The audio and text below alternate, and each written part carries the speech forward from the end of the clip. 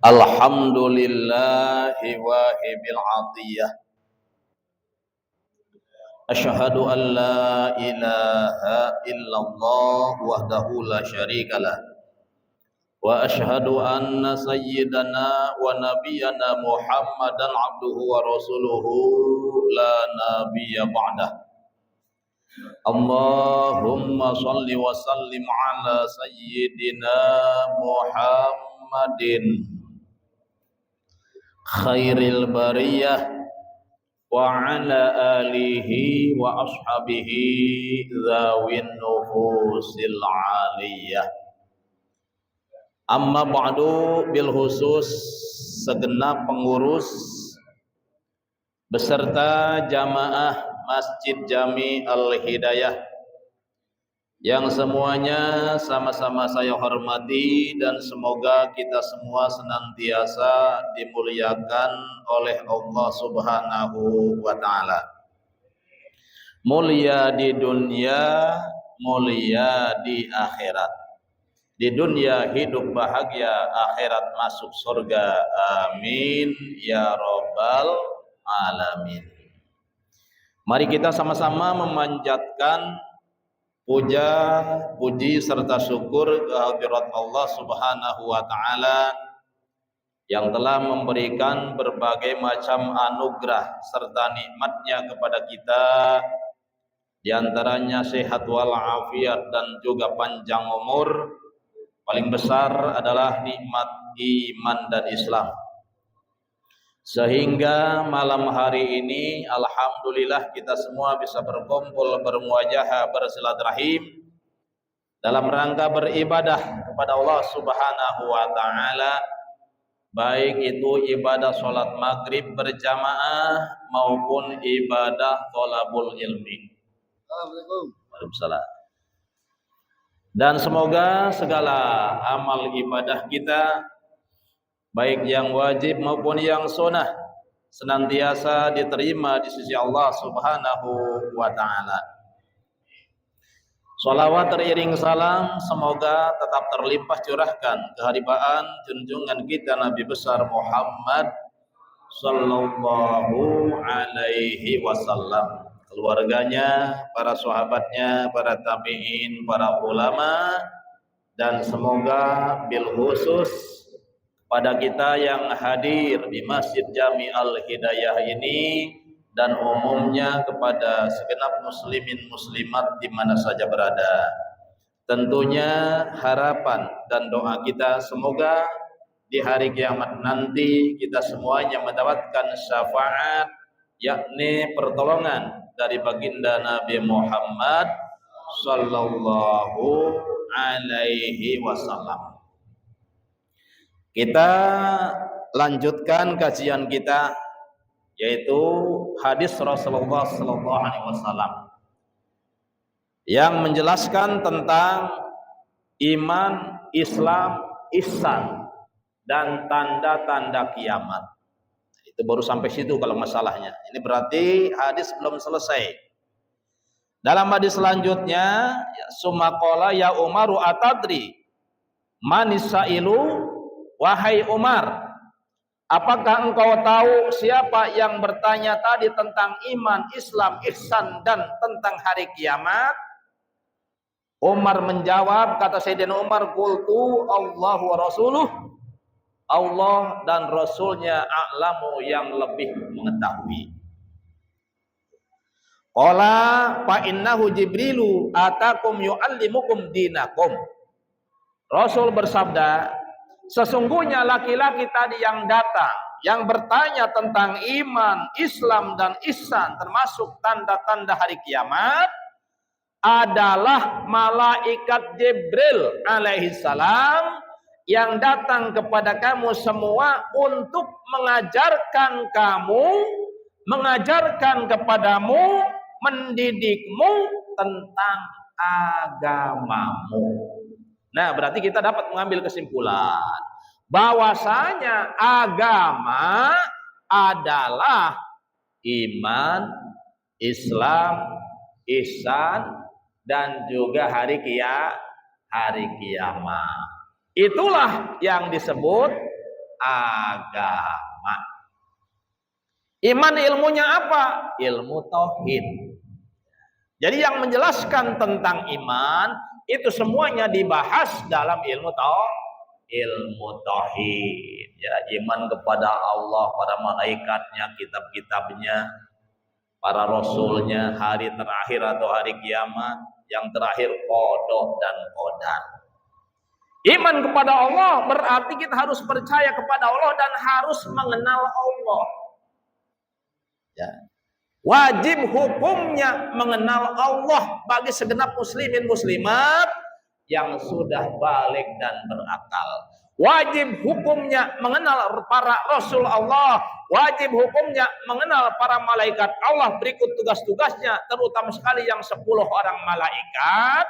Dan juga wajib mengenal kitab-kitab Allah, termasuk hari akhir dan qada dan qadar. Nah, ini wajib kenal, wajib ain ya berarti.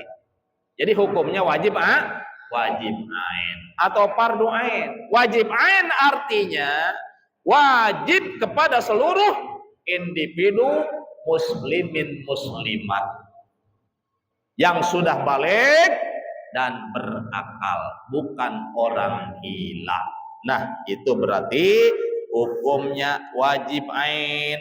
Yang kedua Islam diawali dengan 2 kalimat syahadat, asyhadu an la ilaha illallah wa asyhadu anna muhammadar rasulullah. Yang kedua dilanjutkan dengan mendirikan salat, membayar zakat, puasa di bulan Ramadan. Yang terakhir adalah melaksanakan ibadah haji, man istata'a ilaihi sabila, tentunya bagi orang-orang yang mampu untuk melaksanakan ibadah haji.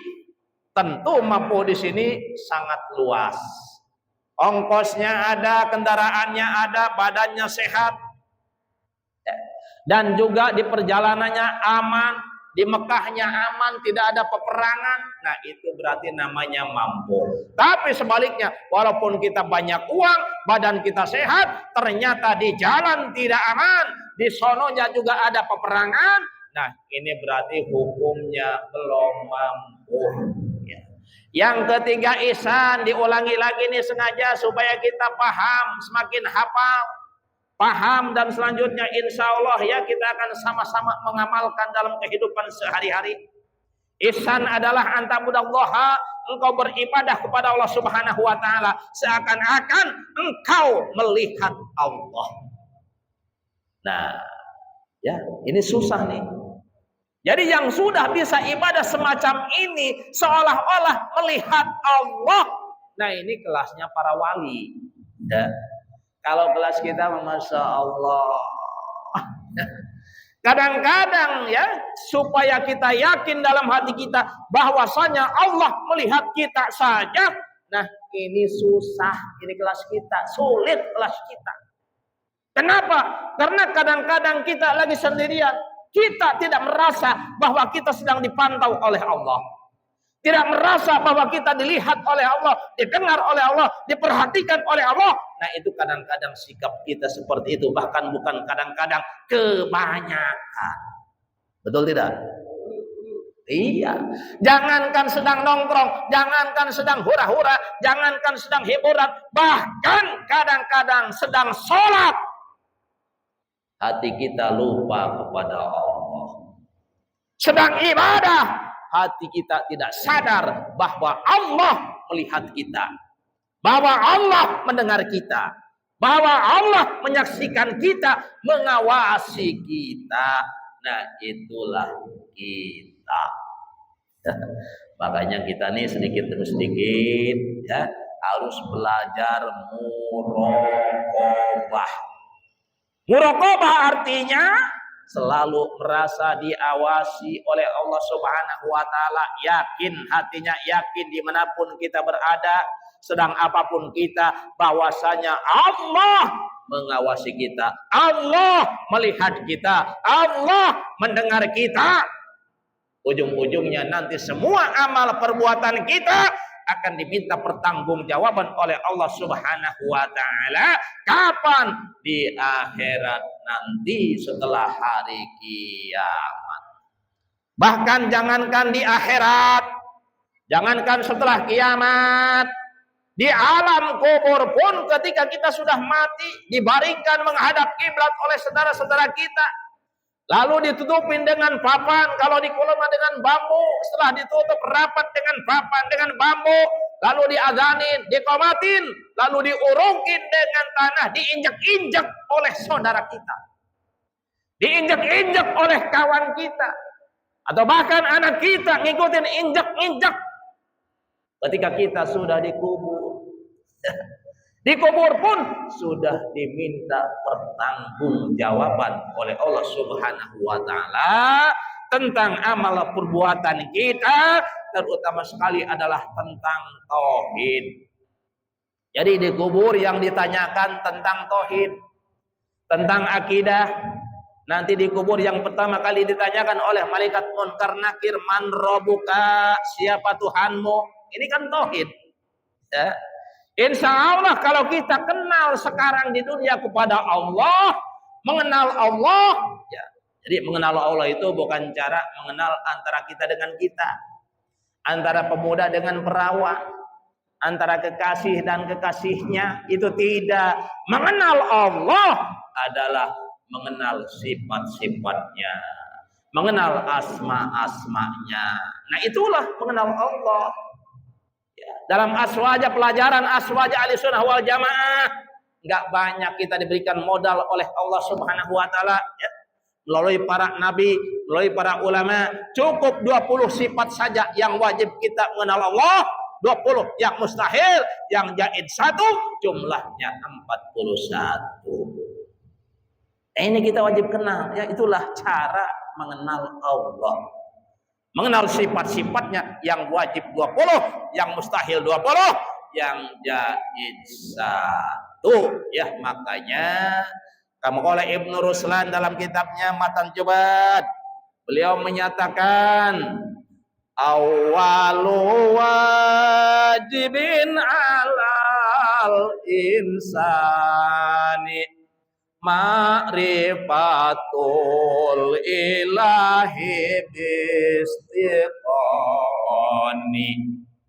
Bahasa kitanya yang pertama kali diwajibkan kepada manusia seluruhnya, ma'rifatul ilah adalah makrifat kepada Allah.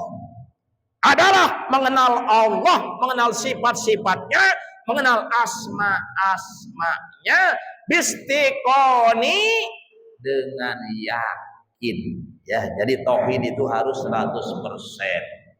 Akidah harus yakin 100%, tidak boleh ragu-ragu. Tidak boleh syak bahasa Arabnya. Harus yakin, ya, karena bahasa Arab itu ada syak, ada dzon, ada yakin. Kalau syak itu 50%. Kalau dzon 75%.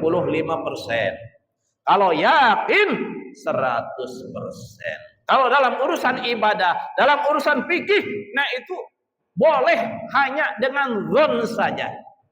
Hanya dengan 75% saja, nah itu boleh. Tapi kalau urusan akidah, urusan tauhid, nah ini harus 100%. Lalu bagaimana kalau kita ragu-ragu dalam hati? Berarti hukumnya murtad, na'udzubillah, keluar dari Islam. Harus membaca 2 kalimat syahadat kembali, asyhadu an la ilaha illallah wa asyhadu anna muhammadar rasulullah. Murtad hukumnya. Kalau kita ragu-ragu umpamanya, Allah ada enggak ya? Allah kuasa enggak ya? Allah tahu enggak ya? Itu namanya ragu-ragu berarti. Ya, kalau hati kita ragu-ragu, bertanya tentang Allah, ada enggak, kuasa enggak, mengetahui atau enggak, nah itu hukumnya syak, hukumnya ragu-ragu, berarti kesimpulannya hukumnya murtad, keluar dari Islam. Na'udzubillah summa na'udzubillah. Hadirin kaum muslimin rahimakumullah. Qala Tajud Subki, Imam Tajuddin As-Subki mengatakan, al-islamu a'malul jawarihi wala yu'tabaru illa ma'al imani. Islam adalah perbuatan anggota badan. Perbuatan anggota dohir badan. Mana anggota dohir badan? Lisan, mata, telinga, tangan, kaki. Yang kelihatan ya, itu adalah anggota dohir badan. Itulah Islam. Jadi Islam itu harus dikerjakan dengan seluruh anggota badan kita. Dan selanjutnya wala yu'tabaru illa ma'al imani. Islam tidak dihitung, tidak terhitung, artinya tidak dihukumi Islam illa ma'al imani, kecuali disertai dengan iman. Tuh ya. Berarti antara Islam dengan iman tidak bisa dipisahkan. Bagaikan mobil dan bensin, bagaikan puntung dan asbak, bagaikan kumbang dan bunga, tidak bisa dipisahkan sama sekali. Harus selalu seiring sejalan antara iman dengan Islam, atau antara Islam dengan iman, gitu kan? Nah, terus wal imanu tasdikul qalbi wala yu'tabaru illa ma'at talaffudi bisyahadataini. Yang artinya kata Imam Tajuddin Subki, iman adalah tasdikul qalbi, dibenarkan di dalam hati. Makanya iman itu adalah termasuk amalan hati, termasuk ibadah hati. Jadi iman itu tidak kelihatan. Ya, kenapa? Karena adanya iman adalah di dalam hati. Gitu. Lalu yang kelihatan apanya? Yang kelihatan adalah reaksi daripada iman. Bagaikan setrum. Setrum tidak kelihatan. Yang kelihatan hanya cahayanya. Hanya nyalanya kalau lampu. Kalau sound hanya suaranya yang kedengaran. Sementara setrumnya enggak kelihatan, enggak kedengaran. Tidak bisa ditangkap dengan panca indera. Ini ibarat setrum. Yang kelihatan adalah reaksi daripada setrum.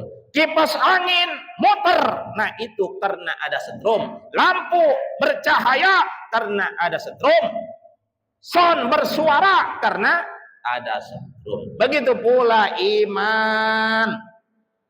Iman itu tidak kelihatan karena iman di dalam hati, tasdikul qalbi, dibenarkan di dalam hati, diyakinkan di dalam hati. Itu iman. Yang kelihatan apanya? Efeknya. Yang kelihatan apanya? Reaksinya. Tanda orang ada iman dalam hatinya berarti melaksanakan amalan-amalan Islam. Melaksanakan yang diwajibkan oleh hukum-hukum Islam. Kalau ada iman, sholat. Kalau ada iman, puasa. Kalau ada iman, tolabul ilmi. Kenapa kita bertolabul ilmi sekarang? Kenapa kita sholat maghrib berjamaah tadi? Nah, itu karena dalam hati kita ada iman. Insya Allah. Ya. Wala yutabaru ila ma'atalapuni bisadatain. Iman tidak dihitung, artinya tidak dianggap iman. Ila ma'atalapuni bisyahadataini, kecuali dengan wasilah, dengan sebab mengucapkan, membaca dua kalimat syahadat. Asyhadu an la ilaha illallah wa asyhadu anna Muhammadar Rasulullah. Itu ya. Nah, itu baru dikatakan orang iman dan orang Islam, orang mukmin dan orang muslim. Ya, di dalam kitab Tamqiq awal dijelaskan, setiap orang beriman sudah pasti Islam. Tapi tidak setiap orang Islam itu pasti beriman, itu tidak. Lalu pertanyaannya, orang Islam yang bagaimana yang tidak beriman? Orang Islam yang tidak beriman adalah orang-orang munafik. Nah, ya.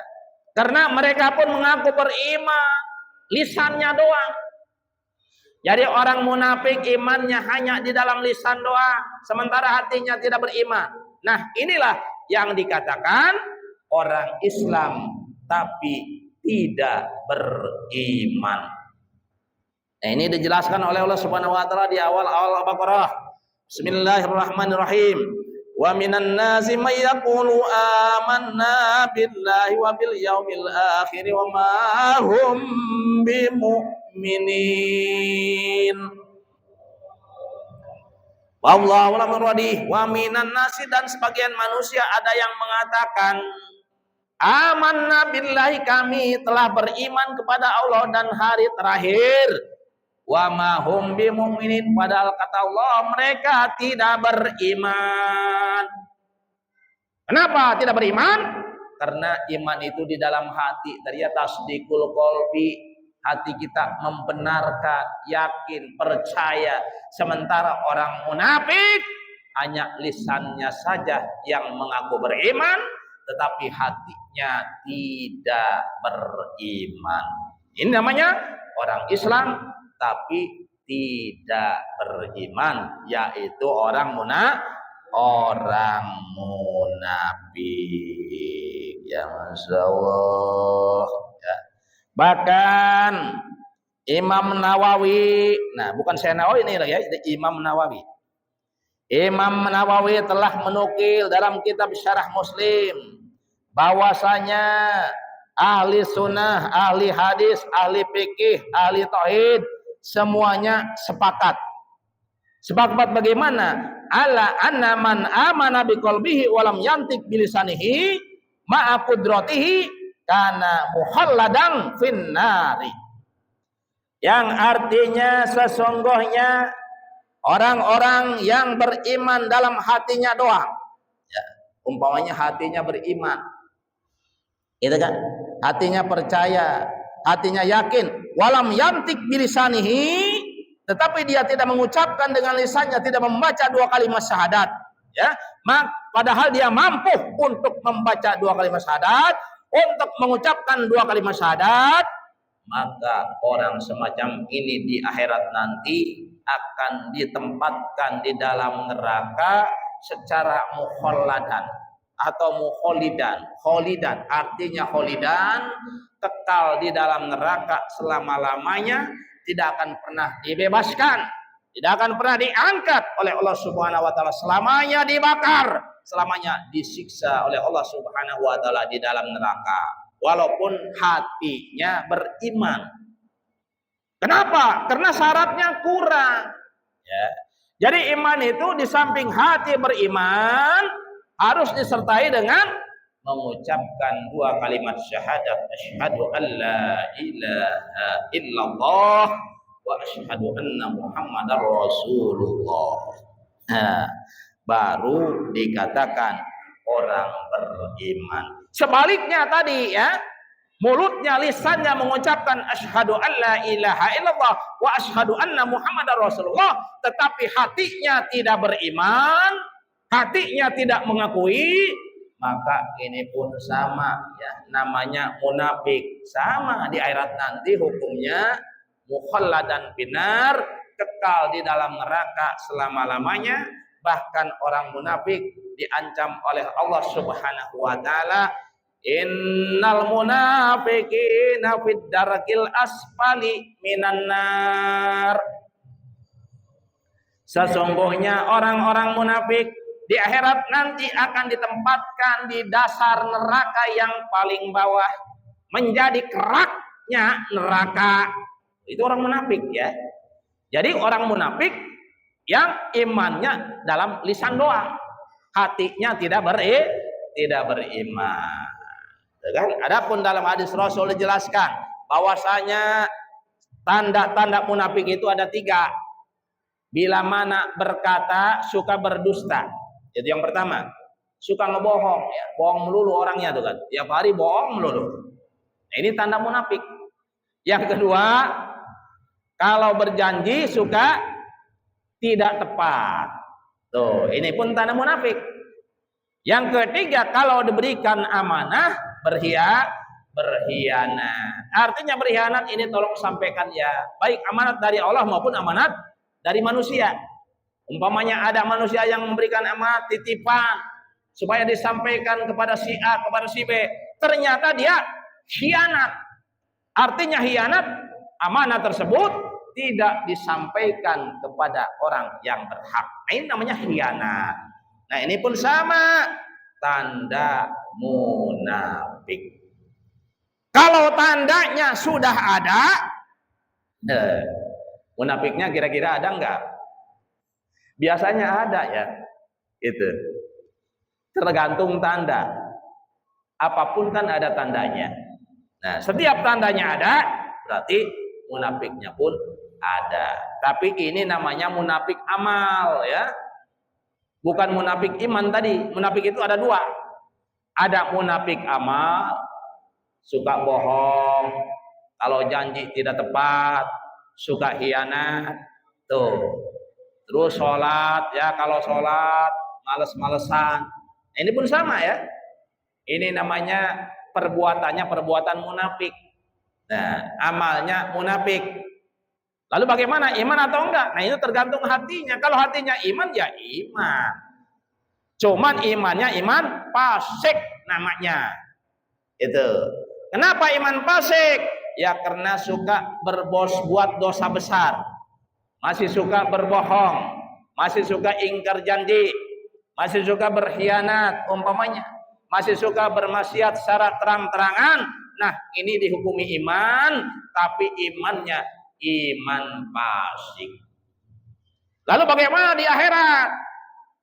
Nih, kalau tidak sempat bertobat dari fasiknya, nah ini terserah Allah nanti ya. Bisa jadi disiksa dulu di dalam neraka. Setelah habis masa hukumannya, dibebaskan, dimasukkan ke dalam surga. Ada yang diampuni dengan rahmat Allah, ya. Dengan kebesaran rahmat Allah, langsung mendapat ampunan dari Allah Subhanahu wa taala, sehingga walaupun banyak dosa, tapi tidak dihukum dulu di dalam neraka. Nah, ini terserah Allah nanti, ya. Tapi kalau dosanya menurut Al-Qur'an gitu kan ditimbang nih, dosanya timbang di kilo, ya. Kalau dosanya yang lebih berat daripada pahalanya, ya itu mampir dulu, walaupun dia orang beriman. Ya. Kalau pahalanya yang lebih berat daripada dosanya, ini langsung ke surga. Ya. Tidak disiksa dulu, tidak dihukum dulu di dalam neraka. Tuh, nah itu orang beriman. Yang penting catatannya dengan catatan adalah iman Islam, ya. Jadi iman dan Islam, gitu kan? Ya, Allah juga kan memerintahkan kan. Jadi kata Allah Subhanahu wa taala dalam surah Al-Imran yang biasa dibaca oleh khatib itu kan, yang ayatnya kalimatnya bismillahirrahmanirrahim. Ya ayyuhalladzina amanu taqullaha haqqa tuqatih wa la tamutunna illa wa antum muslimun.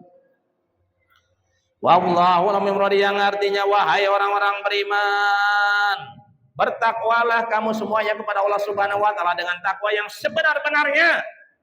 Wala tamutunna, dan janganlah kamu semuanya mati illa wa antum muslimun, kecuali dalam keadaan beragama Islam, kecuali dalam keadaan memeluk agama Islam.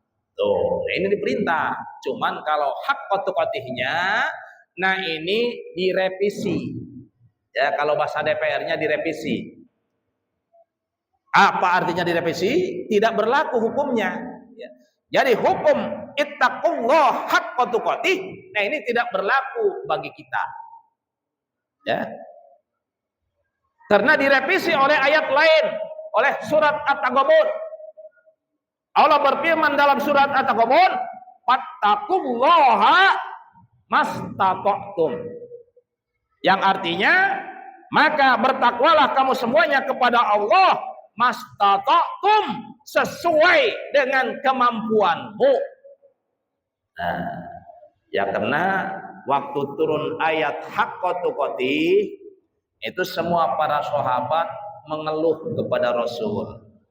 Ya Rasul, kalau engkau sih pasti bisa dengan takwa yang sebenarnya kepada Allah. Tapi kami ini bagaimana ya Rasul? Kami tidak mampu kalau harus takwa dengan takwa yang sebenar-benarnya ya Rasul. Maka tidak lama Allah turunkan ayat fattaqullah mastata'tum. Bertakwalah kamu semuanya kepada Allah sesuai dengan kemampuanmu sendiri.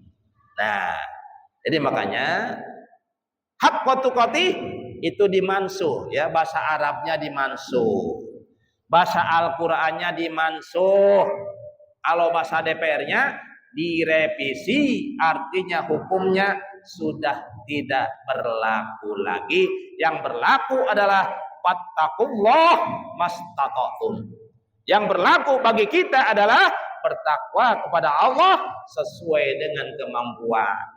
Ya, umpamanya sholat wajib berdiri. Kalau tidak bisa berdiri, ya udah sambil duduk. Ya. Kalau haqqa tuqatih udah mampu nggak mampu harus berdiri. Udah kalau nggak mampu berdiri duduk sholatnya. Masih kagak mampu berbaring. Masih tidak mampu tidur telentang. Masih tidak mampu dengan kedip mata. Matanya melotot melulu.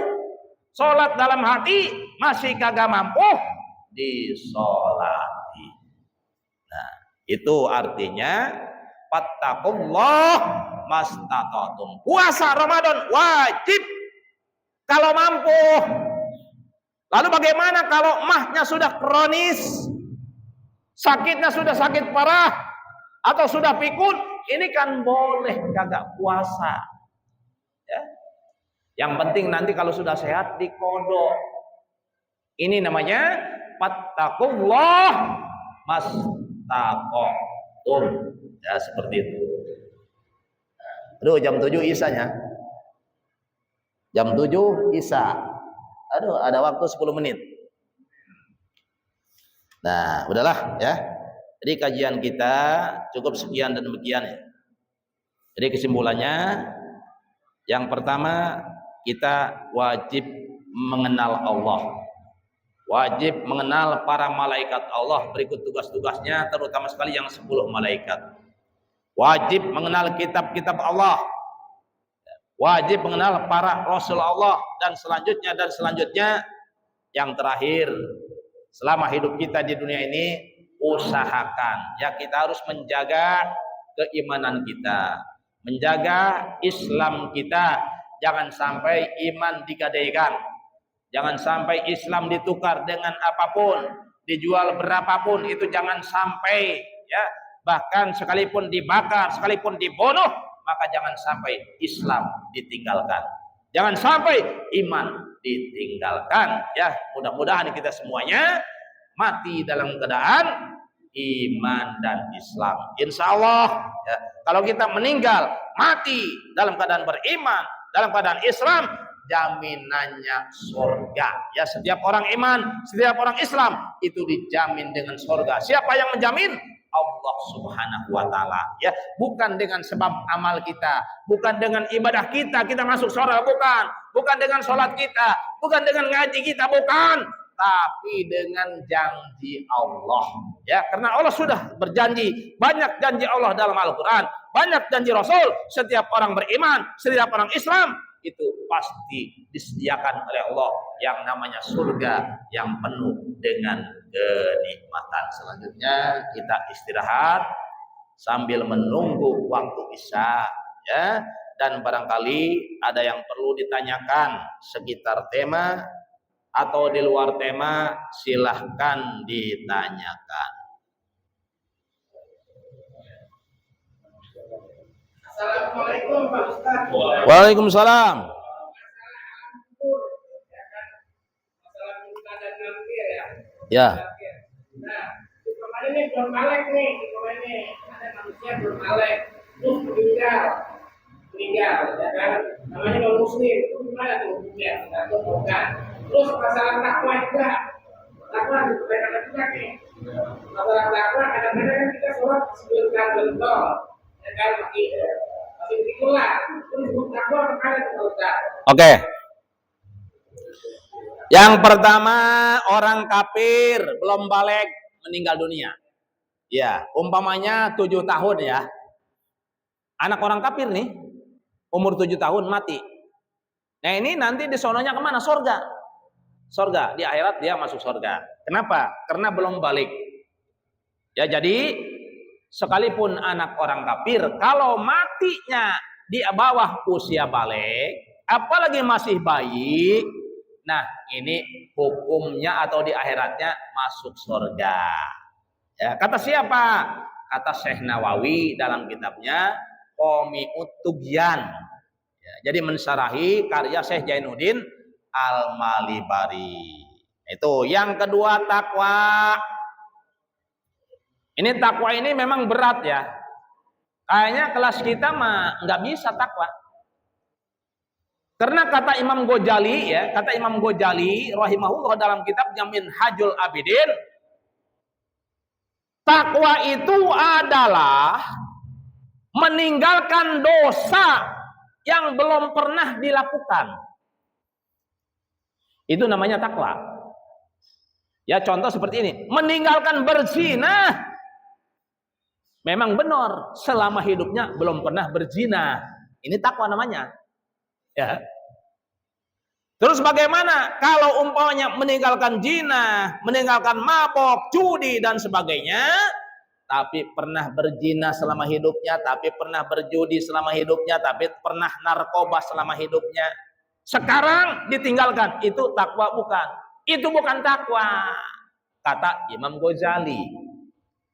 Orang yang semacam itu bukan takwa, tapi namanya taubat. Gitu ya. Itu kita harus bisa membedakan mana takwa, mana taubat. Nah, ini kata Imam Ghazali. Takwa itu meninggalkan dosa yang belum pernah dilakukan. Kalau kita nih, ya siapa nih? Udahlah itu mah rahasia ya, rahasia negara itu. Yang penting kan kita masa lalu merasa, ya kita pernah berdosa itu pasti merasa lah. Tapi jangan diomongin itu mah, ya. Pokoknya kesimpulannya itu ya, kalau kita memang meninggalkan dosa yang belum pernah kita lakukan, itu namanya takwa. Melaksanakan ibadah yang belum pernah kita tinggalkan, itu namanya takwa. Lalu bagaimana sholat belang betong? Nah itu bukan takwa. Tobat. Ya. Lalu tobat bagus enggak? Bagus. Sama. Cuman derajatnya jauh lebih tinggi takwa, gitu kan? Tobat juga bagus. Tobat juga disukai oleh Allah Subhanahu wa taala.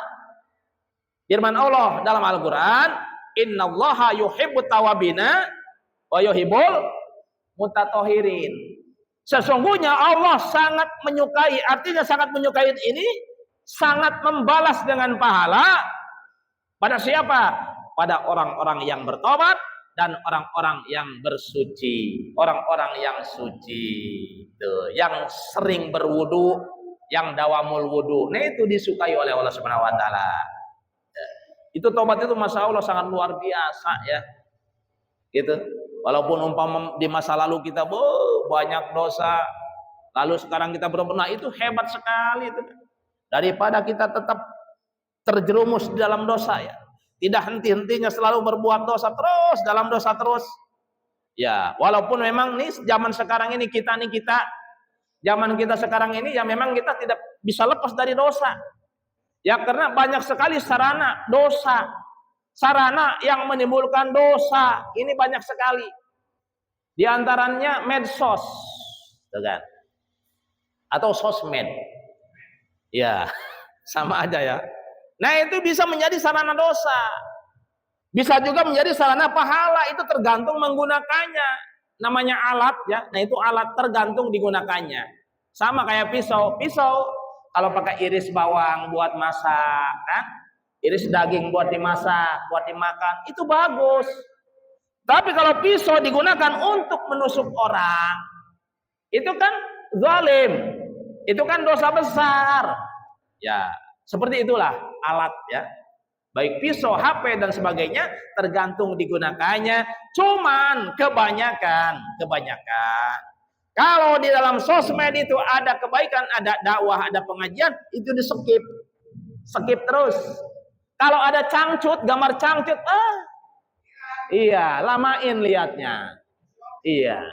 Karena Masya Allah di medsos itu, di sosmed itu, di HP ya, Android apalagi, iPhone ya. Sekarang ada Android, ada iPhone. Itu luar biasa. Banyak gambar cangcut. Betul nggak? Ya kalau gambar cangcut dong sih nggak masalah. Ini isinya nih, isi cangcut. Yang bermasalah isi cangcut. Masya Allah luar biasa. Nah makanya sekali lagi itu alat teknologi canggih. Di antaranya Android, iPhone. Nah itu menjadi sarana dosa. Bisa, tapi sedikit untuk menjadi sarana pahala. Kalau digunakan untuk mendengarkan pengajian, mendengarkan dakwah Islam, ya, mendukung channel-channel dakwah. Nah ini berpahala insya Allah.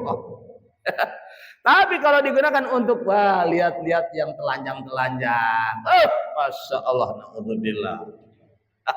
Ini bisa jadi dosa. Makanya kita di kamar sendirian bisa maksiat kepada Allah Subhanahu wa taala zaman sekarang ini. Ya. Makanya fitnah ini semakin besar ya. Fitnah semakin tinggi, semakin berat. Semakin ke sono semakin berat. Gitu kan? Kenapa? Ya karena setan pun iblis pun sama. Manusia umpamanya sekarang teknologinya canggih. Ya, iblis juga sama, ya, mengikuti manusia. Canggih teknologi iblis untuk menjerumuskan manusia supaya ujung-ujungnya supaya kafir gitu kan. Karena yang namanya iblis tidak senang, tidak rela kalau manusia beriman. Tidak rela kalau manusia Islam, tidak rela. Enggak suka iblis lihat manusia ngaji. Enggak suka lihat manusia sholat, enggak suka. Makanya dia selalu mencari atau selalu berusaha dan berupaya bagaimana caranya nih manusia supaya ujung-ujungnya kafir, supaya tidak beriman. Yang namanya iblis beserta pasukannya tidak pernah putus asa. Nggak kayak kita. Iblis nggak pernah putus asa. Nggak bisa cara begini, pakai cara lain. Nggak mempan kayak gini, pakai cara yang lain. Itulah iblis ya, untuk menjerumuskan manusia supaya manusia tidak beriman. Udah masuk belum? Hah? Udah, silakan satu lagi boleh. Silakan. Waalaikumsalam.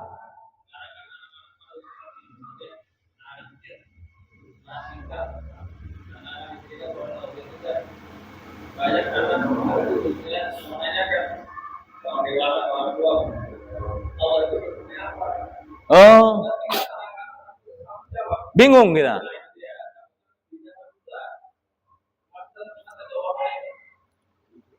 Anak kecil, ya memang anak kecil begitu ya. Namanya anak kecil ya. Woi, kadang-kadang waduh, Allah itu kayak apa? Allah di mana? Stek-tek mengeknek segala macam dipertanyakan ya. Jadi, nah kalau ada pertanyaan nih ya, kalau ada pertanyaan Allah ada apa enggak? Jawabannya ada. Terus kalau adanya di mana? Ya, maunya anak kita bertanya, adanya di mana, Pak? Jawab dengan qiyamuhu binafsihi ya. Jadi kalau pertanyaannya Allah di mana? Jawabannya qiyamuhu binafsihi.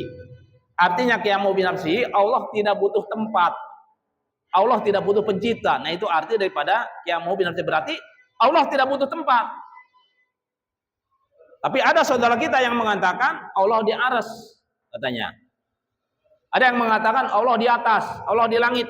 Nah ini bukan ahli sunnah wal jamaah ya. Ini di luar ahli sunnah wal jamaah. Jadi orang-orang Islam yang mengatakan Allah di atas, Allah di aras, nah ini di luar pemahaman ahli sunnah wal jamaah. Kalau ahli sunnah wal jamaah jawabannya kalau pertanyaannya Allah di mana? Allah tidak butuh tempat. Terus Allah bagaimana? Ya. Jadi kaifa ya, kaifa itu bagaimana? Berarti jawabannya mukhalafatun lil hawa isi. Allah itu bagaimana sih? Allah berbeda dengan seluruh makhluk. Itu jawabannya ya. Kalau anak kita nanya, "Woi, Pak, Allah itu bagaimana?" Jawabannya, Allah berbeda dengan seluruh makhluk. Makhluk itu apa? Makhluk itu yang ada makhluk gaib, ada makhluk nyata. Makhluk nyata seperti manusia, langit dan bumi yang kelihatan, yang bisa ditangkap dengan panca indera, nah itu namanya makhluk nyata. Ada makhluk yang tidak bisa ditangkap dengan panca indera, namanya makhluk gaib. Seperti malaikat, jin. Nah, itu makhluk gaib. Nah, berarti Allah berbeda, tidak sama dengan makhluknya. Itu jawabannya yang benar ya. Jadi menurut ilmu tauhid nih, kalau ada pertanyaan Allah bagaimana? Jawabannya berbeda dengan seluruh makhluk. Nggak bisa dibayangin berarti, iya. Jangankan Allah, kita malaikat aja nggak tahu. Hakikat malaikat nggak tahu kita. Hakikat iblis kita nggak tahu bagaimana, apalagi Allah. Ada seperti itu. Cuman kalau anak kecil mah kan repot ya, anak kecil. Iya, gitu kalau anak kecil. Tapi tetap kita harus menjawab dengan jawaban sesuai aturan, ya, sesuai dengan tauhid. Ya, kalau bagaimana? Ya itu. Allah itu berbeda dengan seluruh makhluknya. Lalu kalau ngotot, ya kalau begitu bagaimana dong Allah? Nah, jawaban terakhir, la ya'lamullaha illallahu. Nah itu. Ini jawaban terakhir. Tidak ada yang mengetahui hakikat keberadaan Allah illallahu kecuali Allah. Gitu. Iya, kita boro-boro, masya Allah, kalau kita ingin tahu hakikat, nggak bakalan tahu ya, hakikat Allah nggak bakalan tahu. Kita hanya dianjurkan, ya udah sebatas yang dianjurkan oleh Al-Quran dan hadis oleh para ulama, yaitu yang 20 sifat itu cukup. Gitu kan? Berikut dalil-dalilnya. Adapun dalil daripada sifat 20 semuanya, hampir semuanya alam, gitu kan? Allah ada, wujud, wajibul wujud, Allah wajib adanya. Dalilnya apa? Buktinya apa? Alam. Ya, alam semesta ini, termasuk diri kita. Ya, kalau kata Abah Haji Roma ya, adanya alam ini bukti adanya Tuhan. Nah itu kan. Nah udah itu dalilnya, buktinya adanya Allah, ya udah alam, termasuk diri kita. Allah Qidam, Allah Baqo, Allah Muhalafatul Hawadisi, Allah Qudrat Iradat. Nah semuanya alam, dalilnya adalah alam. Itu. Alam tidak mungkin ada sendiri. Ini alam nih, ya pasti ada yang menciptakan. Lalu yang menciptakan siapa? Ya udah pasti ya, yang maha pencipta siapa? Namanya Allah. Allah itu nama ya. Allah itu sebuah nama. Allah adalah sebuah nama, zat yang wajib adanya. Namanya Allah, banyak namanya. Ada 99 dalam Al-Quran ya. Allahur Rahmanur Rahim, Al-Malik, Al-Qudus, terus sampai As-Sabur. Itu nama-nama Allah.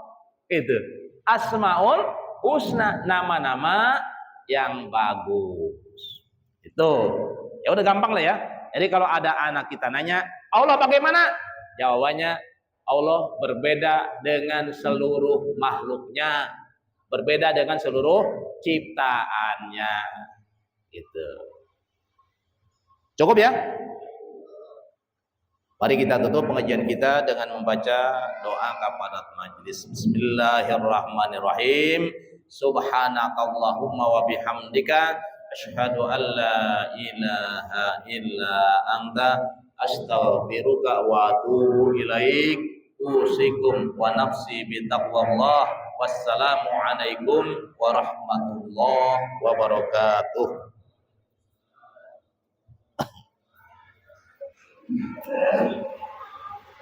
Halo. Oh ya, siap.